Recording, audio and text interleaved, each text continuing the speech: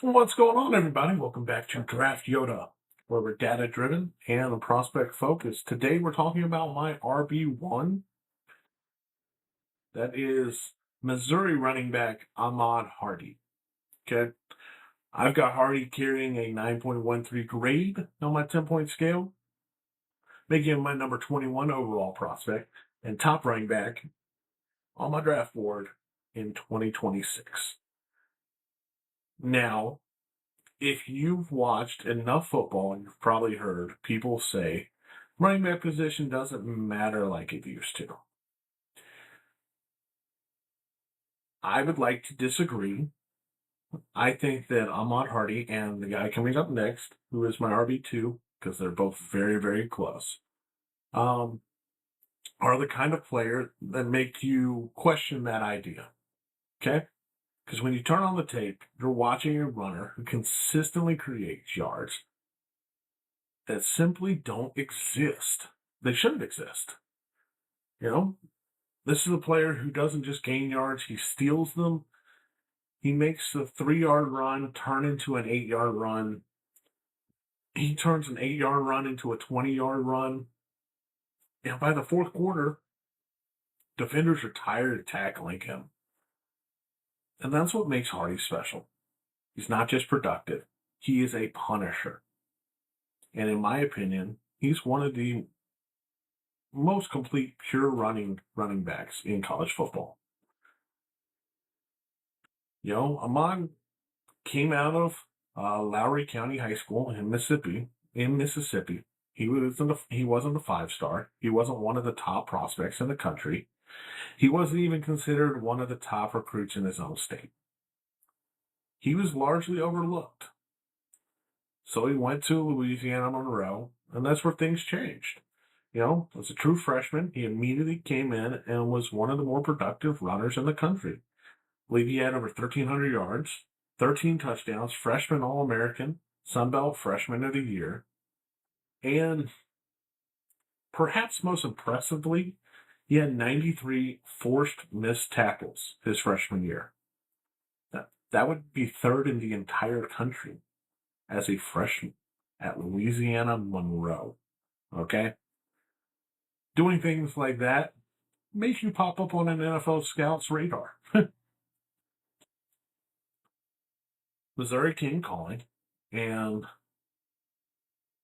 he didn't slow down against SEC competition. He got better.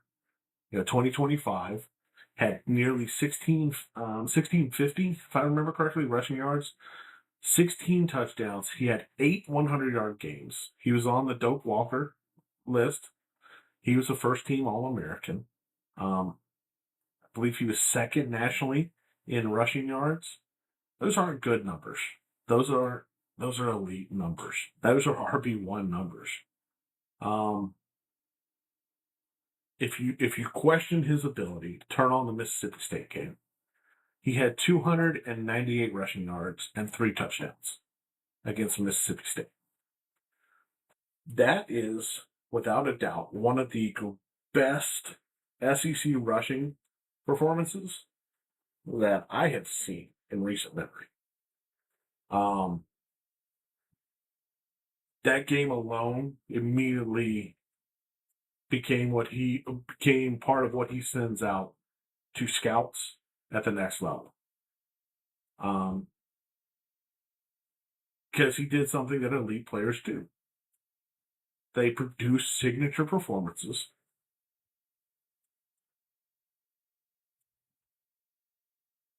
He also showed in that game something that I personally love about him, his contact balance.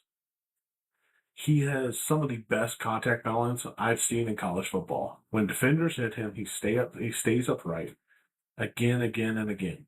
It just seems like it's going to take 3 guys to take him down every time he touches the ball.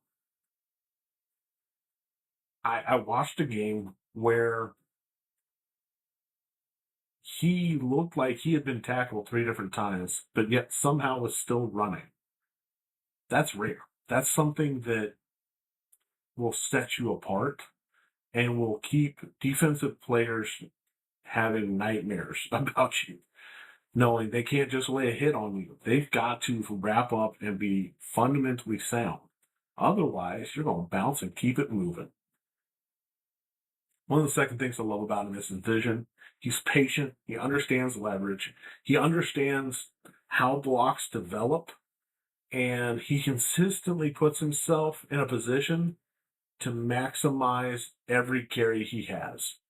It just seems like the game slows down for him. And that's something that happens for great runners.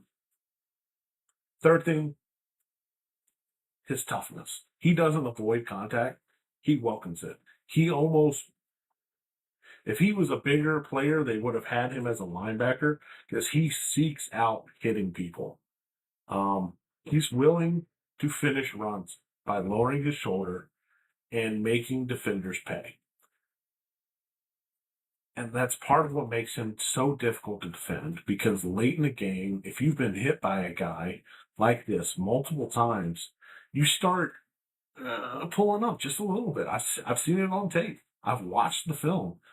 I see players pulling up. One of the statistics that stands out above all the others is he has nearly 1,200 yards after contact. Think about that. Most 1,200 yards, almost 1,200 of his yards were created not by blocking. They were created by Ahmad Hardy himself. That's absurd. Most running backs rely heavily on the offensive line. They'll take a hit or two from defensive backs on their bigger runs. Hardy creates his own protection. And self-created yards translate. Tell you right now. That and his missed tackles, 97 forced missed tackles in 2025, that's second nationally. That's not luck. That's not a scheme. That is talent. When defenders repeatedly fail to bring you down, you are special. When I evaluate running backs, I like to ask a very simple question. Can this player carry an offense? And for Ahmad Hardy, the answer is yes. He did it. He's done it in 2 different stops. Louisiana Monroe and Missouri. He's adjusted to different levels of competition. He's made it happen in different systems, different teammates. He just keeps producing. And that matters a ton to me. Again, nobody's perfect. I've said in every single one of these. There will never be a perfect prospect. We're going to get darn close with Jeremiah Smith this year, but there'll never be a perfect prospect. Where I can see him really highlighting his improvement or showing off during the draft combine season. If he can really show an improvement in his receiving game, he only had 6 catches, 22 yards. That's it. And for a modern running back, that's going to be a question mark for him moving into the whole draft prospect. NFL teams want you on the field for 3 downs, if you can.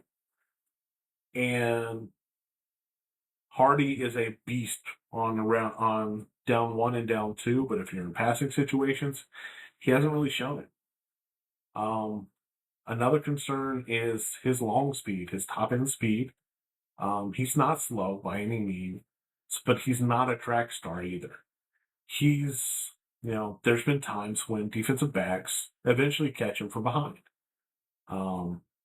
It limits the explosive plays when people can catch you from behind. Lastly, I'll touch base on it. I don't want to say this is a concern of mine because there's no way of knowing how he returns from it, but he did suffer a gunshot wound and is currently working his way back. I will say I hope he's fully recovered. I hope, at the beginning of anything, first and foremost, I want the young man to be recovered, healthy, and happy. Football comes second. But from a scouting perspective, availability matters, health matters, and I want to see, is there any residual effects from the gunshot wound? And it's something that teams will monitor as well.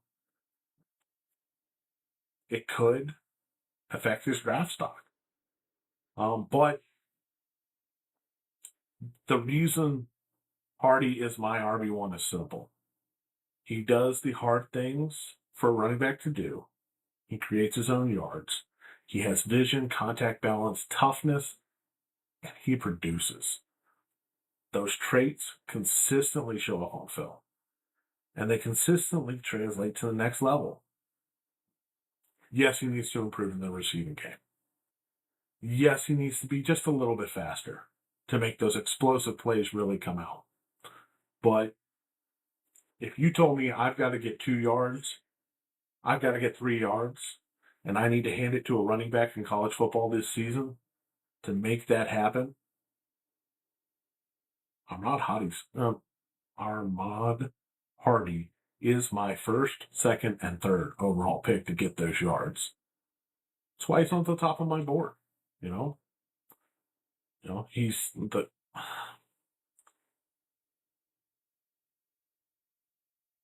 biggest question that's going to be about him is, will he stay RB1? If he has another season like he had last year, then the answer is yes.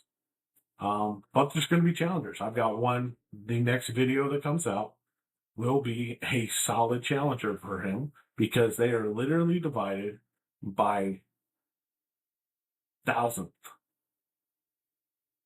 The 1,000th decimal place is what divided these two guys. Both of them show up as a 9.13 on my board. I had to expand it out to a 1,000th place to find a difference between Hardy and the guy right behind him. That means that there is a tight race for this RB1, and Hardy's going to have to show up and show out to keep the RB1 title. But I think he can continue to produce and at a very elite level if he's healthy. That's my final draft grade. It's a 9.13 for him. He's my number 21 overall prospect, my number 1 running back. He is one of the most productive players in college football. He's an NFL starter. He's a future workhorse. And I think his contact balance and production give him one of the highest floors at his position. The only real question is whether he can expand his passing role game. If he does, the ceiling gets even higher. That's my board, though. Do you have Ahmad Hardy as RB1? Can he hold off the rest of this running back class? Where would you rank him? If you were building your rankings, where would you have him? Drop your thoughts in the comments down below. If you enjoy these player evaluations, we build them on film and analytics. Please hit the like button. Subscribe to the channel, because we want to keep putting in the work. I am Draft Yoda, Bill Rickman, your favorite draft nerd's draft nerd, your favorite draft nerd's favorite draft nerd.